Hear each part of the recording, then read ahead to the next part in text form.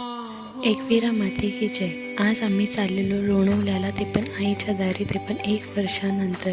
जी आमची excitement level होती ती तर खूपच मस्त होती.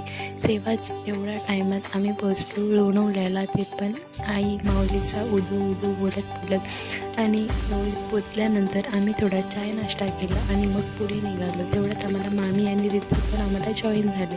या दोघांचं काय चाललेलं माहीत नाही, पण आमच्या गाडीजवळ आम्ही निघालो होतो. तेवढ्यात आईच्या दारावर पोचलो. ते पण कशाला, तर प्रियलचा नवस होता म्हणून तो पूर्ण करायला. पोचल्यानंतर आम्हाला माहिती पडलं की काहीच गर्दी नाही आणि एकदम सुरळीत सगळं चाललेलं. आम्ही मस्त फोटो वगैरे काढले. जे आईचा नवस होता तो पूर्ण करायला चालू केला. मम्मीने असे 5 कापराचे दिवे लावले आणि आम्ही चालू केलं चालायला.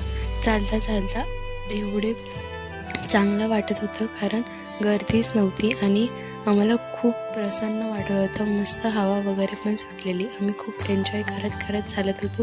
पहिल्या पायरीपासून ते पायथ्याजवळ पोचण्यापर्यंत आम्ही खूप मजा करत चढत आलो आहे. आणि पायथ्यावर पोचल्यानंतर रिद्धी आमची पायऱ्या मोजतच होती. तोपर्यंत आम्ही पोचलो आईच्या दारी.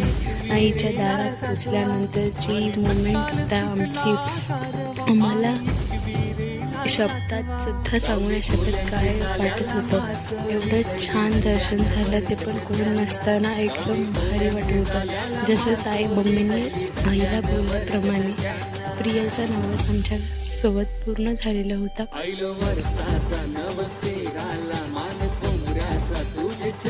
आईचा चेहरा बघताच आम्हाला एवढं प्रसन्न वाटत होतं, जसं मम्मीची इच्छा पूर्ण एकदम कंप्लीट मस्त झालेली आहे.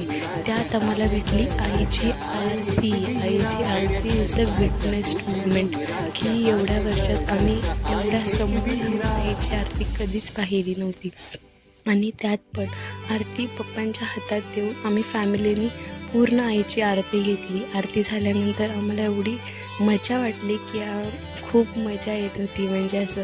आणि नंतर दिवाळीच्या प्रमाणे मम्मी आणि पप्पा एकदम खुशीमध्ये दिवाळी सेलिब्रेट करत होते. त्यात रिद्धी पण.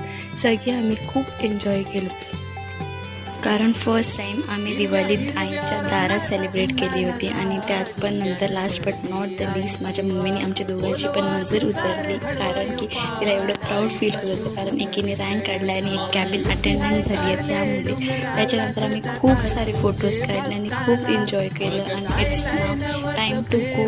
तर आईला बाय बोलण्याची वेळ झाली. So bye.